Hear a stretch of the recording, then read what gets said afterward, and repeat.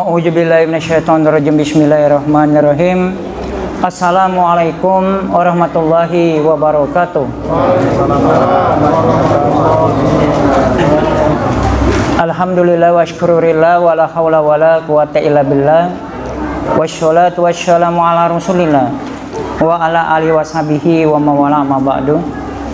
Yang saya hormati saudara ketua dan pengurus Masjid Al-Falah, yang saya hormati pemuka agama, pemuka masyarakat, alim ulama, cendekiawan, dan yang saya banggakan seluruh jemaah sholat maghrib, insya Allah nanti kita sholat isya berjamaah. Terlebih dahulu marilah kita bersyukur kepada Allah atas nikmat karunia-Nya sehingga sampai saat ini kita tetap sehat walafiat dalam keadaan iman dan Islam. Nah, pada kesempatan baik ini judul yang saya dikatakan tadi adalah saat Allah menutup pintu tobat bagi kita. Nah, saudara-saudara sekalian, kita mengetahui bahwa setiap barang yang bernyawa itu pasti akan mati. Kullu nafsin za'iqatul maut wala bulakum bisyawir fitnah tawal yang turja'un. Bahwa setiap barang nyawa hidup itu pasti mati. Oleh karena itu Allah memberikan kamu kebaikan, keburukan sebagai ujian. Nah, dalam hal ini saudara-saudara sekalian, Allah kita kenal, sudah tahu bahwa Allah itu Maha Pengampun. Allah itu Maha Pengampun.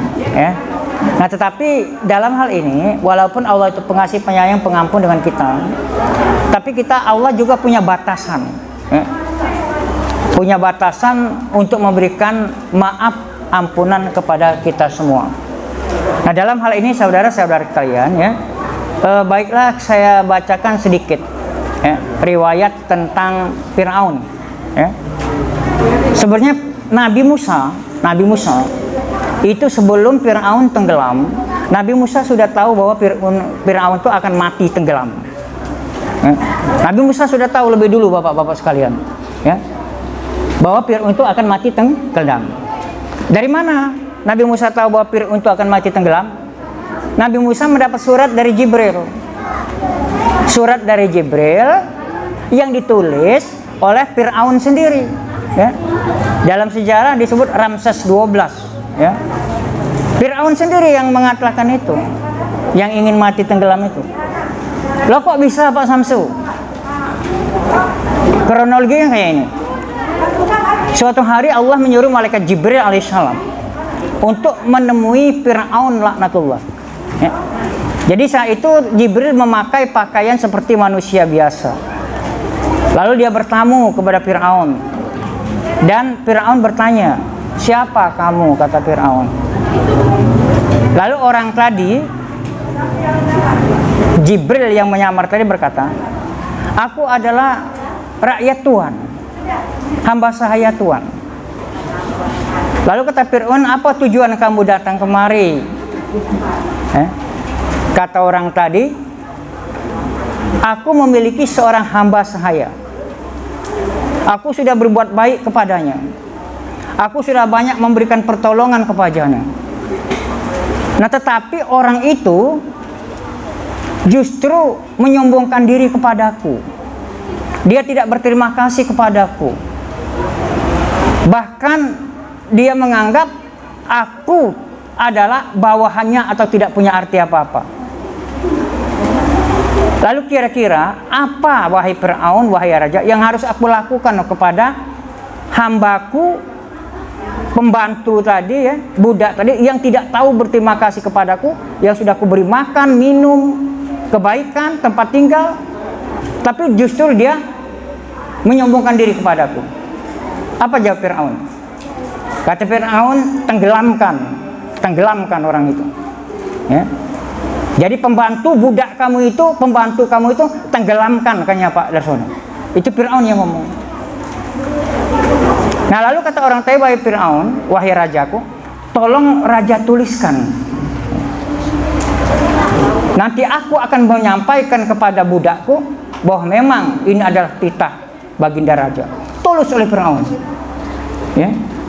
bahwa hamba yang tidak tahu bersyukur, tidak tahu berterima kasih, menyombongkan diri kepada yang memberinya makan, minum, pertolongan, maka dia harus mati, ditenggelamkan.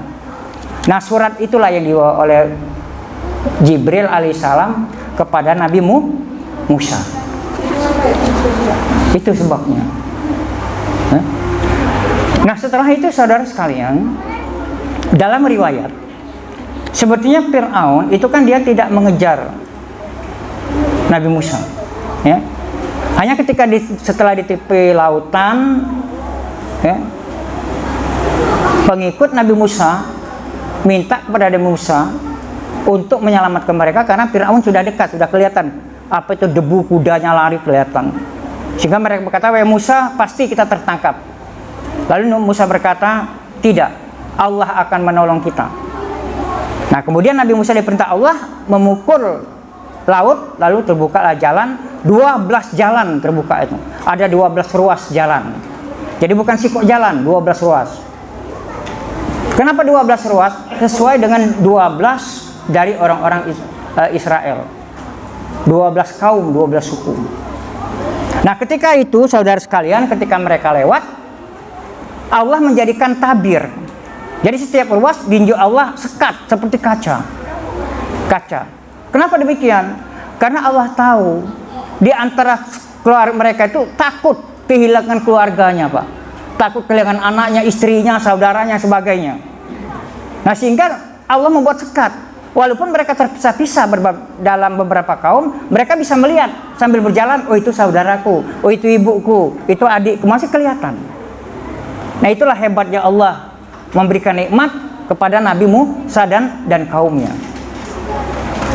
Nah, setelah mereka nyebrang, Fir'aun baru nyampai, baru tiba di pinggir Laut Merah itu. Nah, di saat itu dalam hati Fir'aun timbul rasa takut. Dia menarik kekang kudanya untuk tidak turun, ya. Nah, tetapi malaikat Jibril alaihissalam berada, ini ada dua riwayat versinya kayak ini. Ada satu riwayat mengatakan bahwa malaikat Jibril menunggangi kuda betina di sebelah kuda Fir'aun. Kemudian malaikat Jibril turun bersama kuda betina itu, sehingga kuda Fir'aun pun ikut mengikuti kuda betina tadi. Itu yang pertama. Yang riwayat kedua mengatakan bahwa Allah dengan malaikat Jibril sudah menempatkan Nabi Musa dan kuda betina di tengah-tengah laut, sudah berada di situ. Lalu kuda Fir'aun melihat kuda betina tadi, lalu dia turun untuk mengejarnya. Itu yang pertama. Nah, kemudian malaikat Mikail itu berada di posisi paling belakang, di belakang sekali, Pak. Malaikat Mikail. Apa tugas malaikat Mikail waktu itu? Malaikat Mikail kalau begitu tukang menggerahkan.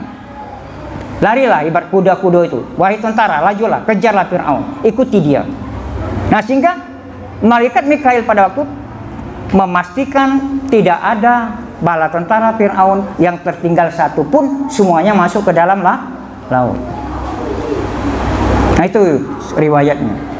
Nah, di saat itulah saudara sekalian, di saat mereka telah berada di tengah laut, maka Allah mengajak mereka menangkupkan air laut itu kembali, sehingga Fir'aun dan bala tentaranya tenggelam. Nah, di saat tenggelam itulah Fir'aun baru menyadari, ya, bahwa dia tidak bisa apa-apa. Ya. Jadi ketika Allah menenggelamkan mereka di sini dikatakan, ya, Iza adroka halrorokoh. Ketika Fir'aun itu terlelap, uji tubuh kan terlelap oleh banyu.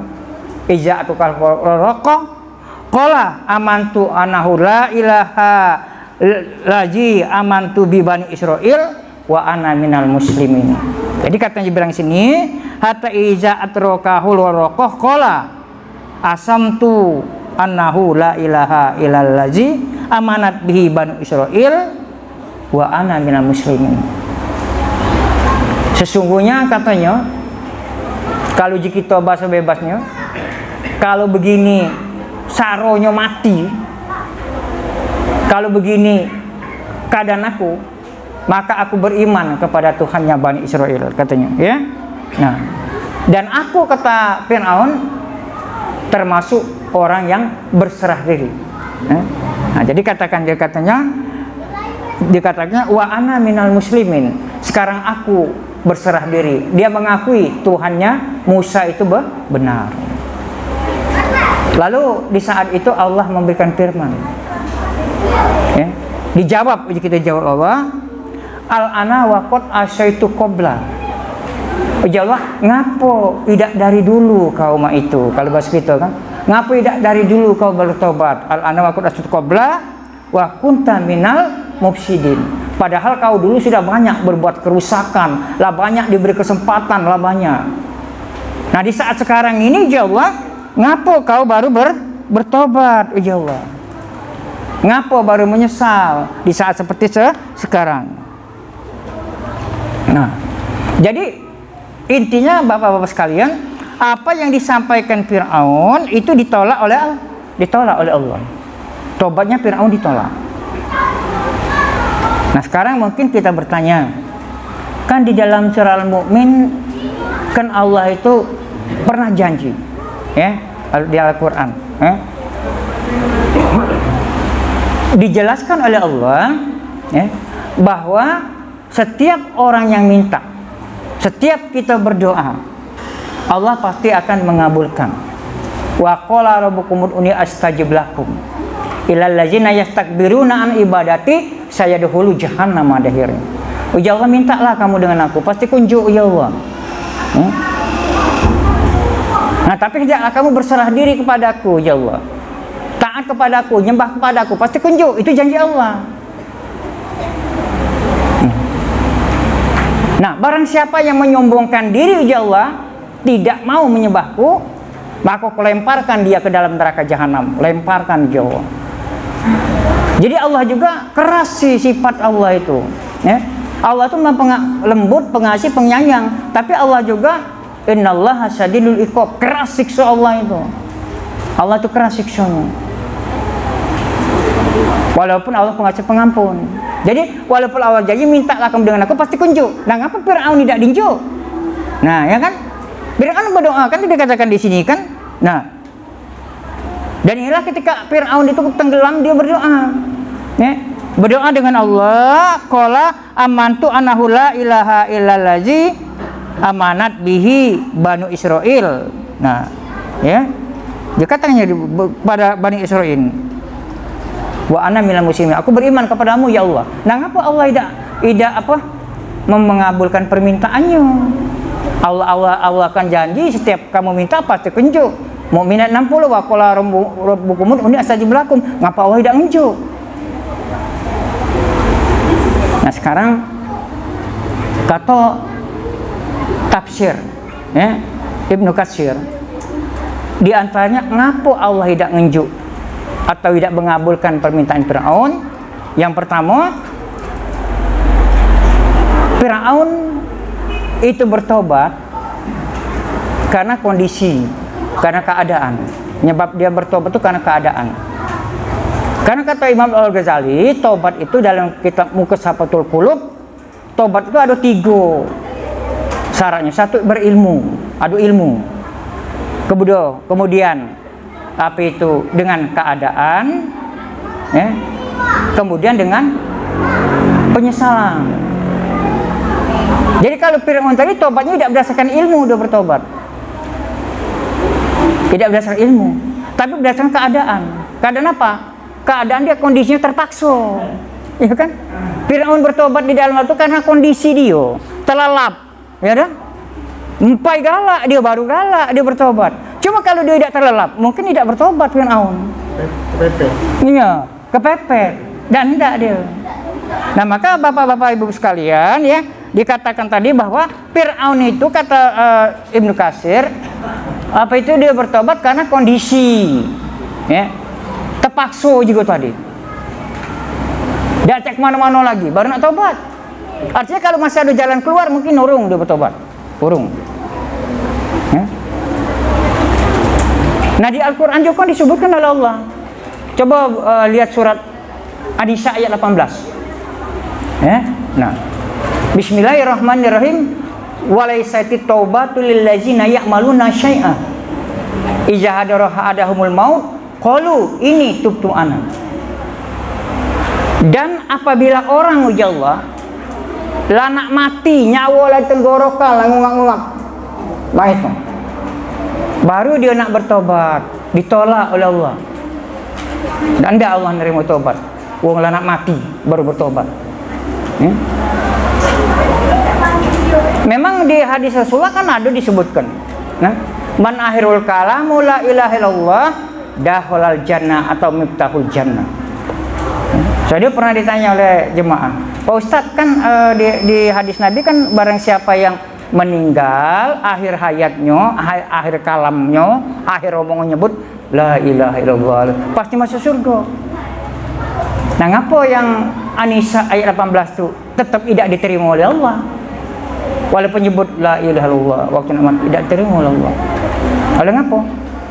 Karena Allah menerima la ilaha illallah itu bukan hanya sekedar ucapan, tapi dengan af'al, dengan perbuatan. Seperti kita sekarang ini kan. Nah, jadi kalau kita sudah sholat, puasa, infak, sedekah, ke masjid, ya, berbuat baik. Nah, kita ninggal nyebut la ilaha illallah, itulah yang diterima oleh Allah.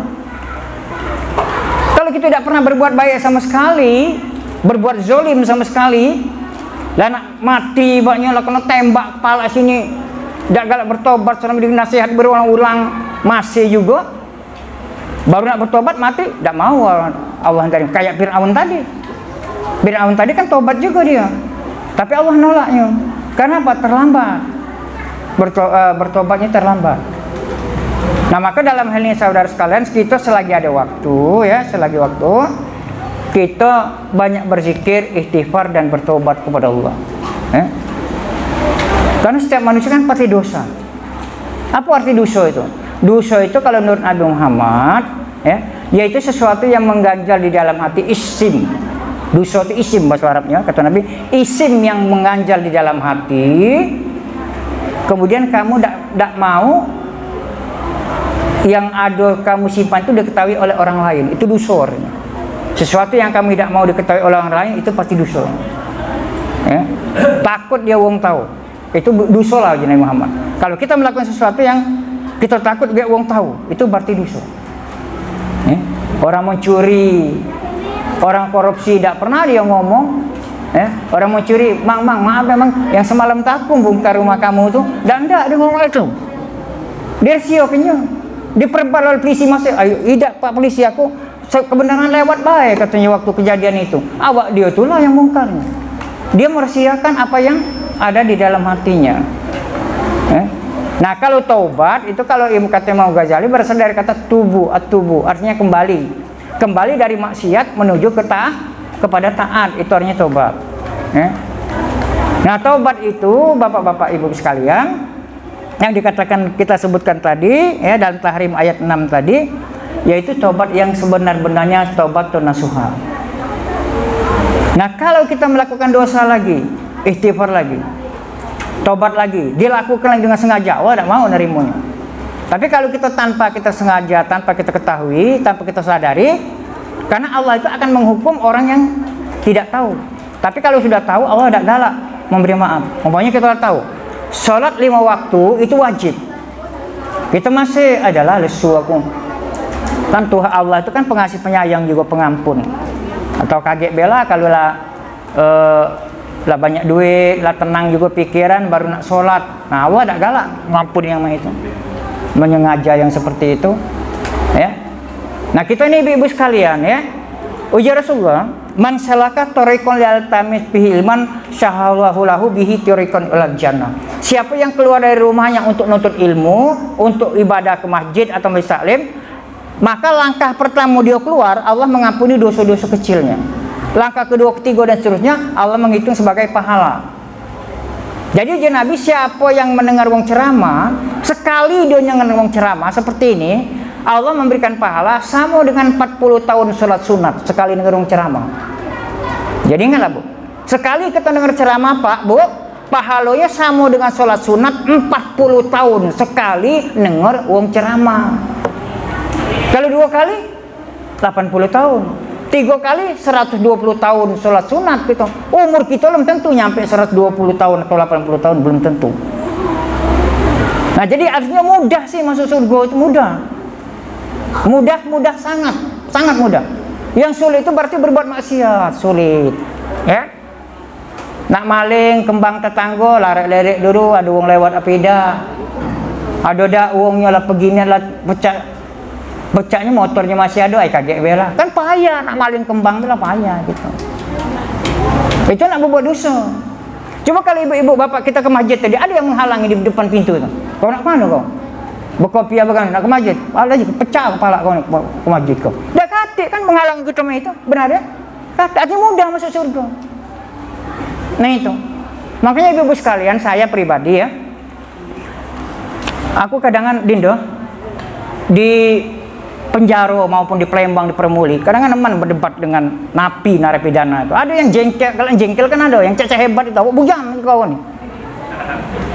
Iya Pak, awak tak ngerti apa-apa, nak bertanya. Nah itu, kamu nak bertanya, Pak Ustadz, Tuhan tuh ada nih, apa tidak Pak Ustadz aja ngangat ke boleh kawan juga, ngangat ke budak juga.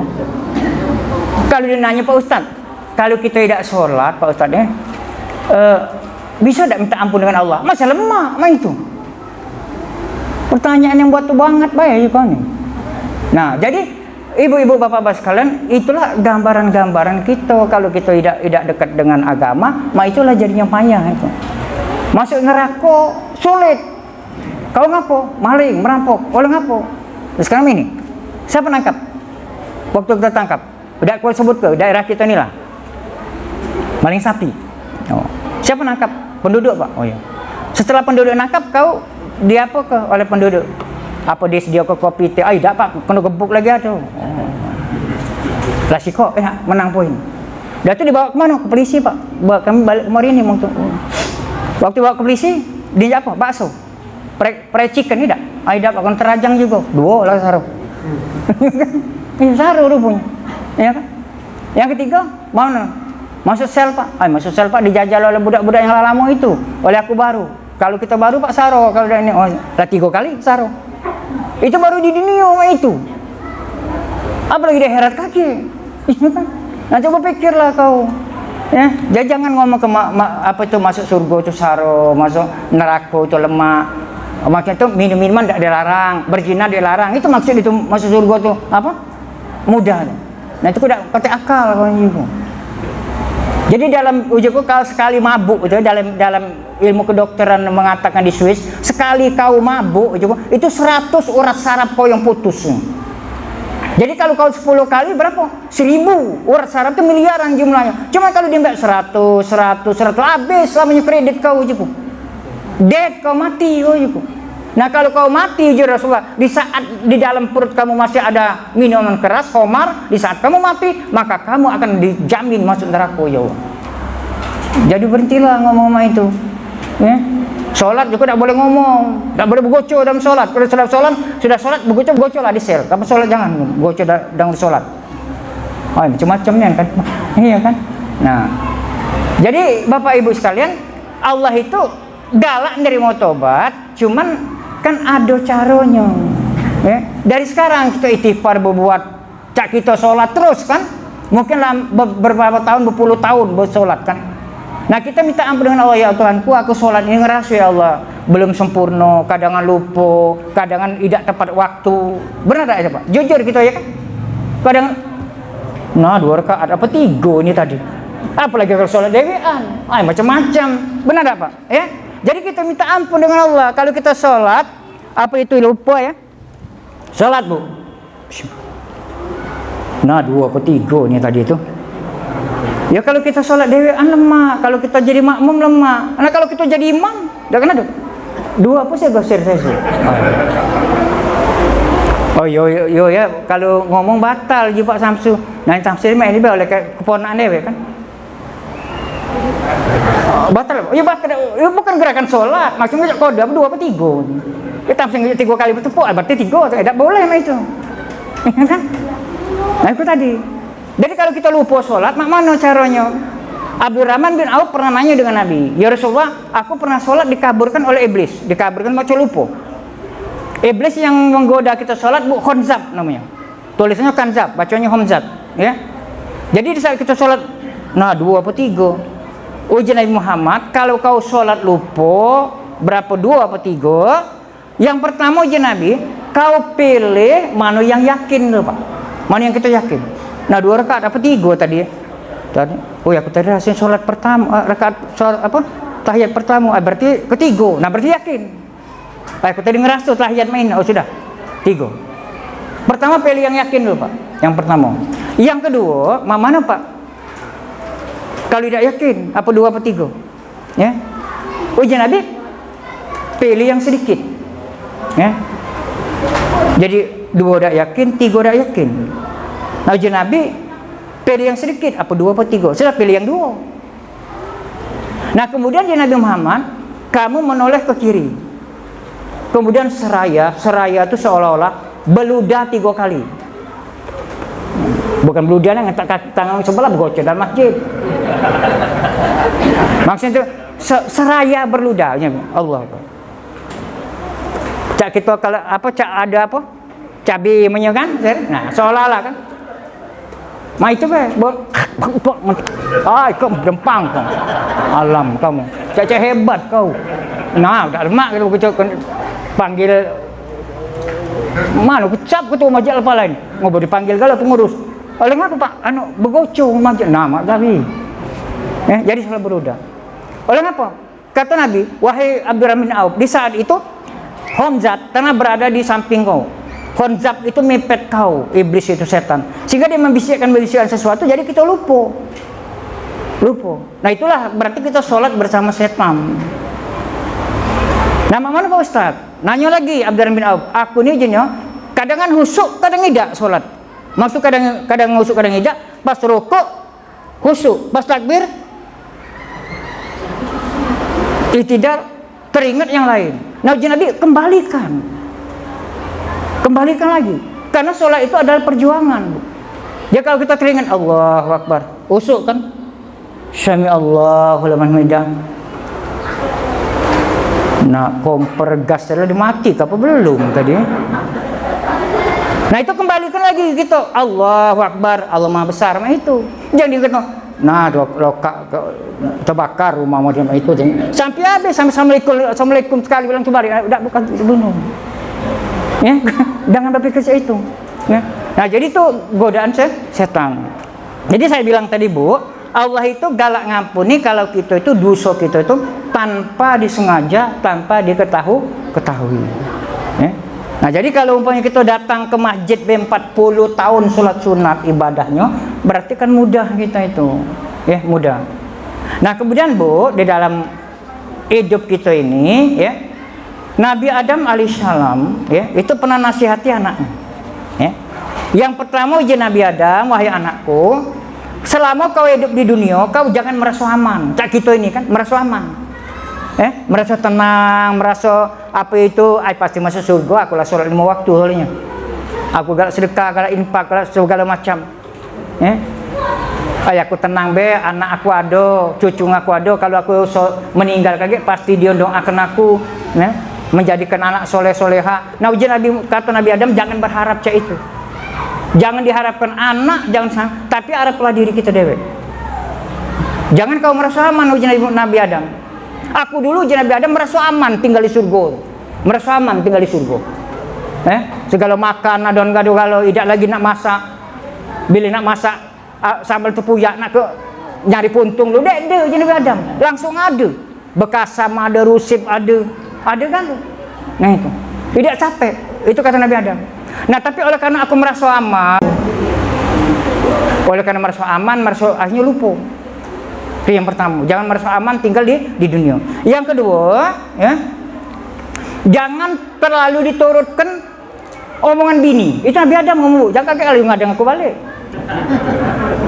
Aku ni badan kecil mana, takut juga nih adanya.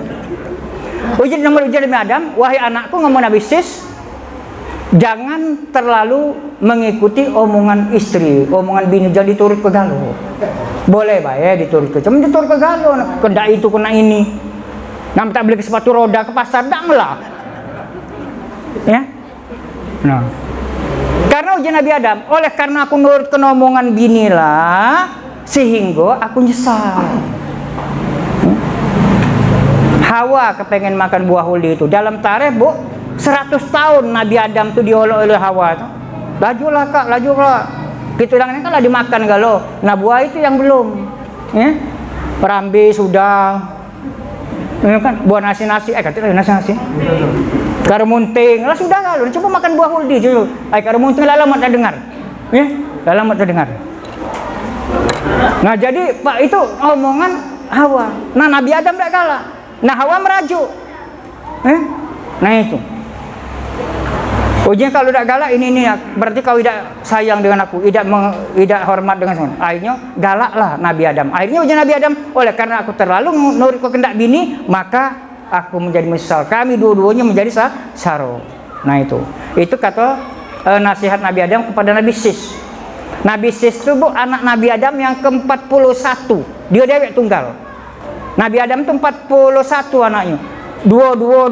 Nah cuma Nabi Sis dewek yang apa itu? Dewean, ya. Yang dewean dia dewek. Nah. Kemudian dikatakan oleh Nabi Adam, wahai anakku, yang ketiga, ya. Yang ketiga, yaitu sebelum kamu bertindak, ya, maka berpikirlah lebih dulu. Nah itu. Sebelum kita berbuat, berpikir lebih dulu, ya. Karena aku, Nabi Adam, oleh karena tidak berpikir lebih dulu makan buah itu, akibatnya penyesal. Jadi sebelum berbuat sesuatu itu berpikir dulu. Ucap Nabi Adam. Kalau kita nak ngomong, nak segala sesuatu, berpikir dulu apa akibatnya, apa itu yang terjadi. Nah oleh karena aku Nabi Adam tidak berpikir dulu makan buah huldi itu, akibatnya apa? Aku diusir Allah dari surga akibatnya. Kalau tidak berpikir dulu. Yang keempat, Nabi Adam, ketika hati kau kepengen yang melakukan sesuatu yang dilarang oleh Allah. Kepengennya, atau kalau kamu merasa ingin melakukan sesuatu tapi kamu ragu, tinggalkan Nabi Muhammad. Kata Nabi Adam, tinggalkan. Kenapa Nabi Adam? Waktu aku nak makan buah huldi itu ragu-ragu juga, ragu. Uji Nabi Adam, aduh keraguan. Nah tapi ku paksa keraguan itu ku lawan. Akhirnya apa Uji Nabi Adam? Allah murka kepadaku, diusir Allah. Nabi Adam itu tahu waktu dia nak makan buah huldi itu ragu Pak, ragu. Tapi dipaksa kenyang oleh kehendak bini tadi. Mereka pun ditangan oleh bini. Zaman bak kita dulu, mak tuh balik ke dusun bawa buntal kena tangan oleh bak, manyali laki berterajang. Aduh ni apalagi modal kecil aku ni, dah lah. Nah itu, ya yang kelima, ya uji Nabi Adam, ya. Bermusyawarahlah kamu dalam menghadapi suatu masalah. Nah kita masjid ini kan bisa mengadukan acara ini kan musyawarah dulu, enggak kan? Musyawarah dulu. Nah itu. Apa mana kira-kira Pak? Kalau tidak sesuai, ambal warna hitam kalau hijau baik cuma musyawarah enggak warna hijau. Warna surga ini benar juga. Di surga baju berduri hijau warnanya Pak. Ini calon ahli surga kalau yang pengurus masjid ini. Amin. Ketik warnanya lah sama, itu kan mindah ke baik kaget. Nah jadi ujian Nabi Adam dengan anaknya, wahai anakku, kalau kau mengerjakan sesuatu itu musyawarah dulu. Kalau kau nak kerja sesuatu, ya. Nah seandainya aku ujian Nabi Adam bermusyawarah dulu dengan malaikat tentang buah itu, tentang buah huldi itu, musyawarah dulu. Ibaratnya wahai Jibril, aku ini disuruh oleh iblis makan buah itu. Nah kira-kira mana pendapat kau? Aku tuh kepengen makannya, cuman Allah melarang. Mana kira-kira? Nah kan musyawarah. Nah Nabi Adam tidak lagi musyawarah dengan malaikat Jibril Mikail. Dia langsung ngambil keputusan dewek berdasarkan informasi dari iblis tadi. Akhirnya apa? Akibatnya apa? Aku menyesal selama-lamanya. Nah itu pesan Nabi Adam kepada Nabi Sid. Nabi Sid itu anaknya. Ya. Nah, jadi hadirin Bapak Ibu sekalian. Kita yang hadir di sini mudah-mudahan kalau mengerjakan sesuatu berpikir sholat mai itu juga. Kalau tidak tahu bertanya, mak mana caranya? Kalau kita lupa, mak mana caranya? Karena Pak Bu, masjid ini kaget. Ini akan jadi yang jadi kendaraan kita di nyebrang jembatan Siratul Mustaqim. Siapa yang sering ke masjid, sholat berjamaah di masjid, masjid ini akan menjadi penyeberang. Dan Allah juga kan kagum, hormat dengan orang yang sholat berjamaah. Dalam surat At-Taubah ayat 18 kan disebutkan Allah, innama ya'muru masajidallah man amana billahi wa bil yaumil akhir wa aqama sholat wa atu zakat wa lam yasyaillallah fa saulaika ayakunu minal muhtadin. Siapa yang galak datang ke masjid, ya Allah, kucap dia, kuakui dia sebagai orang beriman. Mereka mendirikan sholat, mereka membayar zakat. Mereka tidak takut dengan apa-apa, melainkan hanya kepadaku, ya Allah. Dan mereka itu orang-orang yang akan beri petunjuk. Nah, jadi kalau kita kepengen dapat petunjuk, pengen selamat, sering-sering datang ke masjid. Sering-sering datang ke masjid. Karena masjid ini kaget akan menjadi kendaraan bagi kita nyebrang jembatan Siratul Mustaqim. Karena di akhirat kaget, Bu, uang Islam itu jadi Muhammad ada yang tegak di tengah-tengah. Maju tidak, mundur tidak. Uji Jibril, wahai Muhammad, ngapa kamu tidak teruslah ke sana? Ngapa tetap gemetar? Uji Nabi Muhammad seperti pohon korma di tiap angin, goyang, mereka takut ngeliat ke bawah. Kalau kaget apa itu titik ke bawah ini, takut mereka itu. Nah, jadi kata malaikat Jibril, siapa di antara kamu yang pernah salat berjamaah selama di dunia sekali baik seumur hidup kamu? Ay, neman sekali baik jadilah. Berarti apa artinya itu? Saking hebatnya sholat berjamaah. Jadi kalau umur kamu 80 tahun di Nabi Muhammad sekali baik kau sholat maghrib baik jadilah di masjid itu. Cuma nih sakit jangan laju balik galau. Nggak lemak aku laju. Jadi Bapak Ibu sekalian, siapa yang paling banyak sholatnya? Dia yang lebih dulu diantar oleh Jibril, oleh masjid tadi. Naiklah masjid. Kaget dia jantangan sampai ke surga. Nah, mereka yang tidak galak, yang tidak malas ke masjid tadi itulah sampai berjalan sampai 40 tahun akhirat. Ya, bukan 40 tahun di dunia ini. Kalau setahun di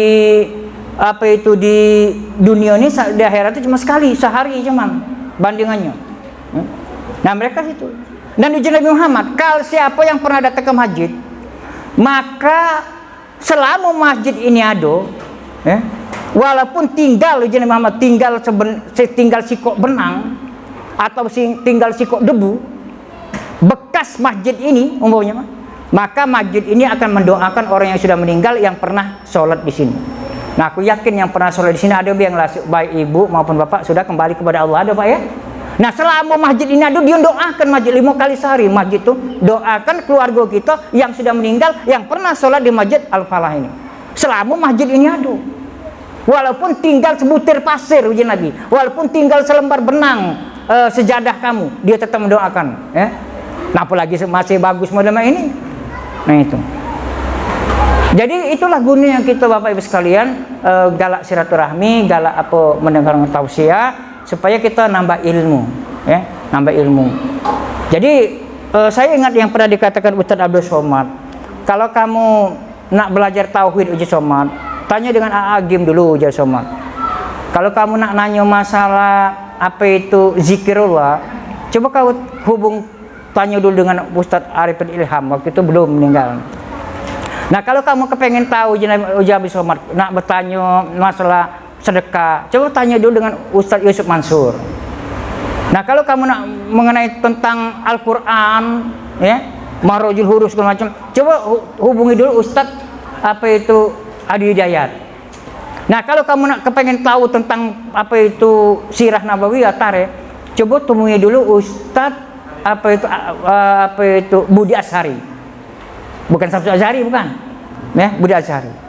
Nah, sekarang ngapa Ustadz Abdul Somad itu ngomong? Apakah Ustadz Abdul Somad ngerti arti tauhid itu apa dia? Pak Ustadz Abdul Somad kan ada tahu dia, ya kan? Nah, itu menunjukkan bahwa setiap Ustadz Kiai Dai itu punya spesifik masing-masing. Aku senang sih Pak dengan Majalah Al-Falah ini. Kita pilih. Jadi jangan memilih ustaz tuh yang ahli fikih be, yang tareh be, yang tauhid be. Anu ke galau, biar kita dapat kageknya. Ya. Dapat.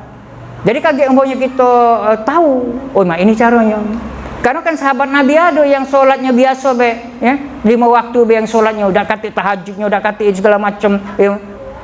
Tapi je Nabi dia adalah ahli surga. Je Nabi. Cuma sholat 5 waktu sudah. Kok biar dia lagi dah. Jadi sahabat nanya, ya Rasulullah ngapa sangat ada dekat ahli surga? Apa sebabnya? Oh, ya memang tanyalah dengan dia. Nah kalau minta aku nak kepengen nginap tempat dia, tidur sampai 3 hari. Malam pertama dijingoknya sudah Isya, sudah tidur. Pas subuh bangun. Besok mah itu juga. Ada kata kelebihannya. Uji kau yang tadi kata Abdurrahman bin Salim, oh, kawan aku ini ngapa Nabi ngomong ke dia ahli surga? Sekedar mah itu be. Setelah dia nak balik yang ketiga, sahabat aku nanya, ngapa kau sangka Nabi ngomong ke kau ahli surga? Apa kelebihan kau? Tak kata kan.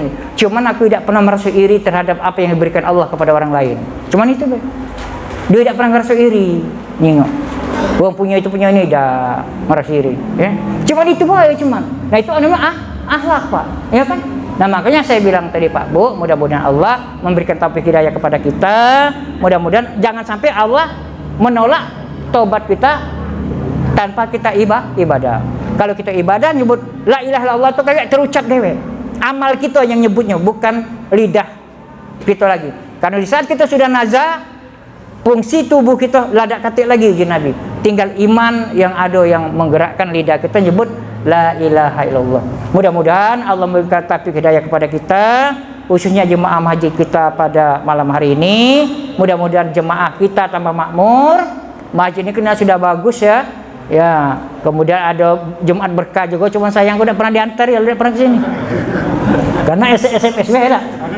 Ya, di SMS bae kagak. Oh, dak ongkir ada, ongkir Pak. 10.000, 5.000 kan ongkir. Ya. Nah, mudah-mudahan Allah memberikan selawat. Assalamualaikum warahmatullahi wabarakatuh.